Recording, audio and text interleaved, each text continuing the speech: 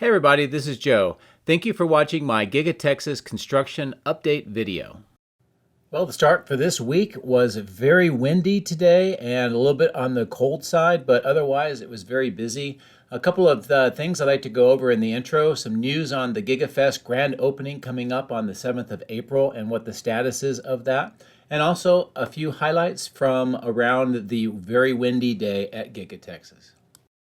So starting off with a bit of news about the grand opening for Giga-Texas coming up on the 7th of April. And as many of you may know, Tesla has announced that that is the target date for this grand opening. But before they do that, they need to get a few permits. And as you can see by this article from Teslarati today, the link is at the bottom of the screen and in the video description. There are a few permits and a couple of public hearings that need to take place first before that date can be finalized. So one of the two approvals that they need is from Travis County Commissioner's Court, and to do that they're going to have a public hearing on the 22nd of March to get input, and then shortly after that they would make their ruling about whether or not the Giga Fest can happen on the 7th of April. And in addition to that, Tesla has also applied to the Travis County Fire Marshals for a mass gathering permit, which is under review as well.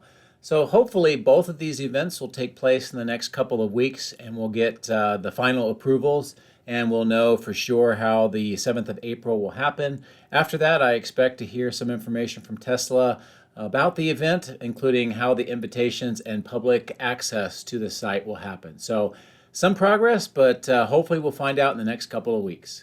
So now turning to the drone flight on this very windy morning and start of the week. Down at the south end, photos 1 and 2 show more Model Ys are being produced. Now there are multiple hundreds, I did not count. And they're all being stored on that concrete ramp for the Phase 2 area, which is about 95% complete now. Photo 3 also shows that at the south end of the building, that temporary loading platform has been removed, as has the electrical conduit around the perimeter grade beam has been completed. And finally, photo 4 shows on that southeast side where just the remaining area for the concrete is. They're working on some electronic transformers and making sure that that's reconfigured to complete that Phase 2 area. Moving up to the north area near the battery cell structure, a few things I'd like to point out. Photo 1 shows again some activity on that north area with the two loading platforms that have been removed, and you can see now in photo 2 that they've actually poured the concrete where those loading platforms used to be, and we look inside a little bit. Photo 3 shows more of the work on that northwest corner, the widening of the road. You can see some paving, and also they're doing a kind of raised sidewalk area, and as you can see in photo 4, it extends all the way around towards the west side of the building. So they may have decided that they don't want the cyber wall anymore. We'll have to monitor and see how this area finishes out. So next we go over to the east side, and most of the east side was difficult to get to with the drone because of the strong winds, but we're able to see some of the activity. Photos 1 and 2 here show more of that east parking lot area with the earthwork to finish up the grade. You can see how there's a little bit of road work that they've started and with paving, but haven't really progressed to the east. Also, photo 2 shows that they're now reapplying that concrete back in that same area where the stormwater pipe is. For some reason, they removed a lot of that concrete they had poured, and now they're replacing it in the exact same location. And then photo 3 shows that east side of that parking lot area with the earthwork. This is an area that's being prepared for more paving as well. We should probably see that by the end of this week. And the last major area I want to highlight in the intro is that central eastern area where the battery cathode plant and foundation had work begun on it a while back, including some geopier work.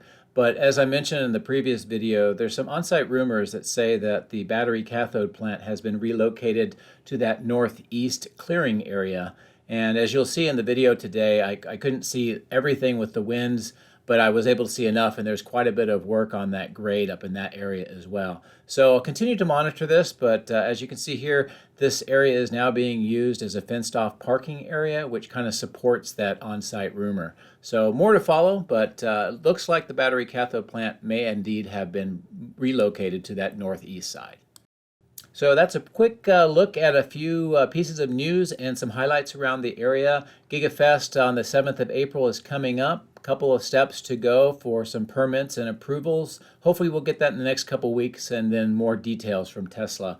And also from around the site on a very windy day, we see more Model Ys, more work on that eastern parking lot area, and that northwest corner as well. And also the looks like, based on the rumors on site, that the battery cathode plant has been relocated to the northeast. I hope that this introduction and covered information was helpful.